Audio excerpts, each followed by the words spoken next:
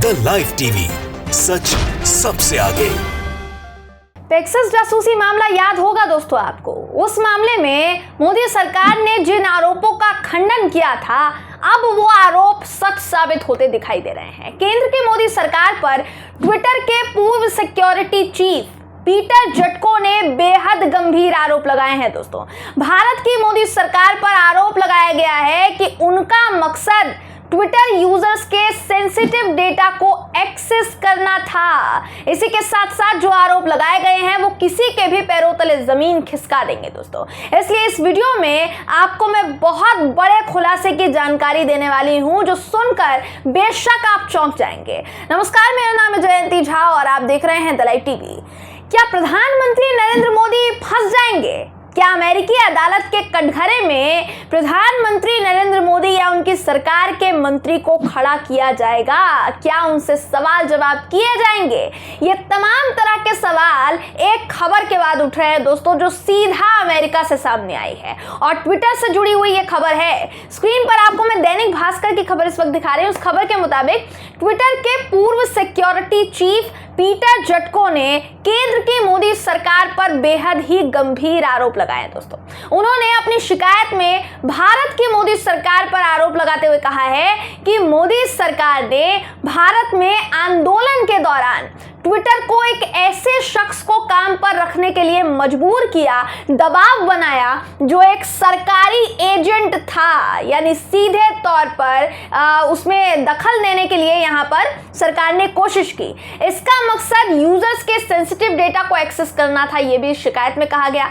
आपको मैं बताना चाहूंगी दोस्तों कि सिक्योरिटी एंड एक्सचेंज कमीशन ने इस पूरे मामले को लेकर लगभग 84 पेज की शिकायत वाली रिपोर्ट जारी की है, जिसमें भारत सरकार पर लगे इन तमाम आरोपों को सिलसिलेवार तरीके से बताया गया है और वो भी मैं आपको दिखाना चाहूंगी। दरअसल ये जो रिपोर्ट है जिसकी अभी मैं बात कर रही हूं, जो पेश की गई है, इस रिपोर्ट को अमेरिका की चर्चित न्यूज वेबसाइट वॉशिंगटन पोस्ट ने भी पब्लिश किया है। देखिए आपके स्क्रीन पर सबसे पहले तो मैं वॉशिंगटन पोस्ट का वो आर्टिकल आपको दिखा रही हूं दोस्तों।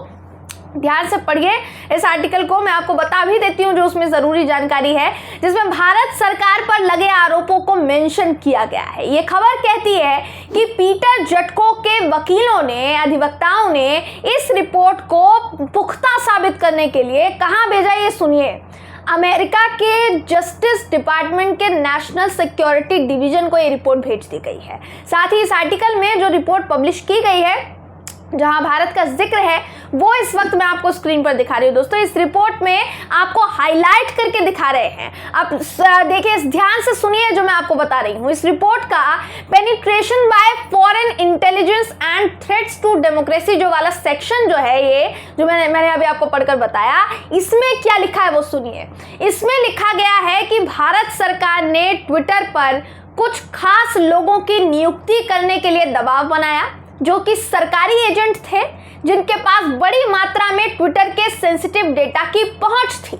इस शिकायती रिपोर्ट में एक और आरोप लगाया गया कि ट्विटर ने जानबूझकर भारत सरकार के एजेंट को कंपनी के सिस्टम और यूजर्स के डेटा तक पहुंच रखने की इजाजत दी है, जबकि ट्विटर ने ये करके कंपनी के सभी नियमों को तोड़ा है, सीधे तौर पर उनका उल्लंघन किया है। इतना ही नहीं दोस्तों, पीटर ने आगे इस शिकायत में यह भी आरोप लगाया है कि भारत की मोदी सरकार ने लोकल फुल टाइम कर्मचारियों को नियुक्त करने के लिए भी ट्विटर को मजबूर करने के खातिर अलग अलग तरह के हथकंडे अपनाए। इस शिकायत में आगे कहा गया है कि ट्विटर के कर्मचारियों को नुकसान पहुंचाने की धमकी दी गई, इसलिए ट्विटर ने केंद्र सरकार की ये बात मान ली, क्योंकि अगर वो ऐसा नहीं करते तो ट्विटर का विरोध होना शुरू हो जाता। तो ये जितने भी आरोप हैं, इतने चौंकाने वाले, इतने संगीन और बड़े आरोप हैं दोस्तों कि ये किसी भी सूरत में भारत की मोदी सरकार को फंसने से रोक नहीं सकते हैं, बचा तो बिल्कुल नहीं सकते हैं, आप ये कह सकते हैं। देखिए, ऐसा तो नहीं है कि ये जो आरोप लगाए गए हैं वो हवा में सारे आरोप हैं। वो अचानक नींद से जागे, कुंभकर्ण की नींद से जागे और कुंभकर्ण की नींद से उठकर लगा दिए गए आरोप, मढ़ दिए गए, जिनका कोई सर पैर नहीं है, ऐसा नहीं है।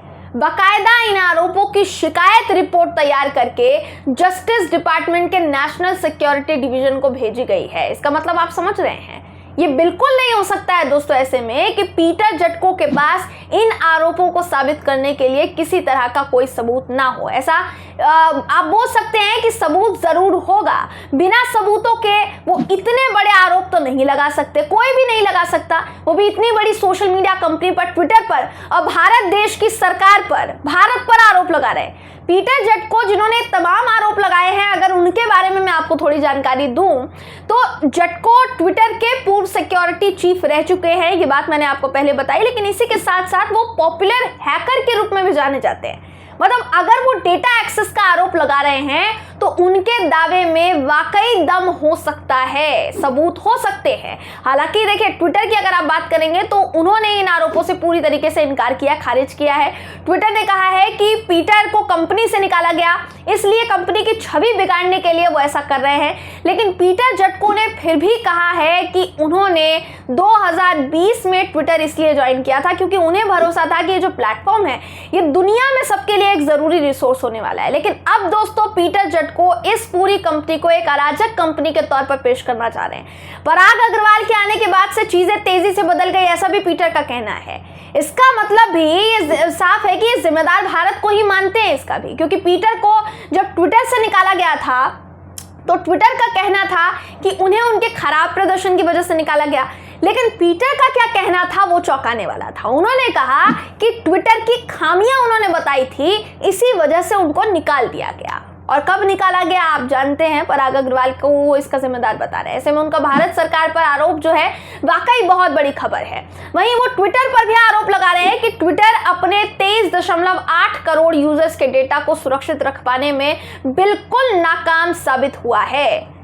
अब मैं आपको बताना चाहूंगी दोस्तों कि ये जो पूरा मामला है इसने भारत में किस तरीके से तूल पकड़ना शुरू कर दिया है, भारत में ये किस तरीके से बढ़ चढ़ रहा है। स्क्रीन पर मैं आपको सबसे पहले टीएमसी के नेता साकेत गोखले का ट्वीट दिखा रही हूं, जहां उन्होंने जानकारी दी है कि उन्हें ये जो हैरान कर देने वाली खबर है, चौंकाने वाली खबर है, ये तब पता चली है जब इसकी चर्चा होने लगी और इन्होंने इसके लिए डॉक्टर शशि थरूर को चिट्ठी लिखकर आईटी की संसदीय समिति द्वारा इसकी तत्काल जांच कराने की गुजारिश की है दोस्तों। तो ये जो मामला है अब संसद तक भी पहुंचेगा और किस कदर बढ़ेगा ये आप इस मामले की गंभीरता को देखते हुए अंदाजा लगा सकते हैं। हालांकि जिन पर इतने गंभीर आरोप लगे हैं, यानी भारत सरकार की मैं बात कर रही हूं, भारत की मोदी सरकार पर जिस तरीके से ये एजेंट रखने का आरोप लगाया गया कि उन्होंने अपना अधिकारी, अपना एजेंट रखने की गुजारिश की ताकि वो डेटा एक्सेस कर पाए, इस पूरे इल्जाम पर मोदी सरकार की तरफ से अभी तक किसी तरह की कोई प्रतिक्रिया या ऑफिशियल स्टेटमेंट सामने नहीं आया है। वो अभी भी चुप है,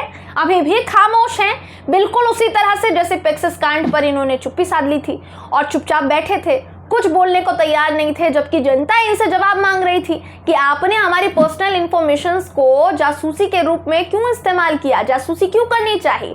ऐसे में इस पूरे मामले पर हमारे देश की मोदी सरकार का क्या जवाब सामने आता है दोस्तों, फिलहाल इंतजार इसी का है और उस पर नजर टिकी हुई है। बहरहाल इस खबर पर आपकी राय क्या है कमेंट करके जरूर बताइएगा। वीडियो अगर आपको पसंद आया हो तो वीडियो को लाइक और शेयर करना ना भूलें। फिर मुलाकात होगी आपसे किसी ऐसी ही खबर के साथ, तब तक के लिए नमस्कार।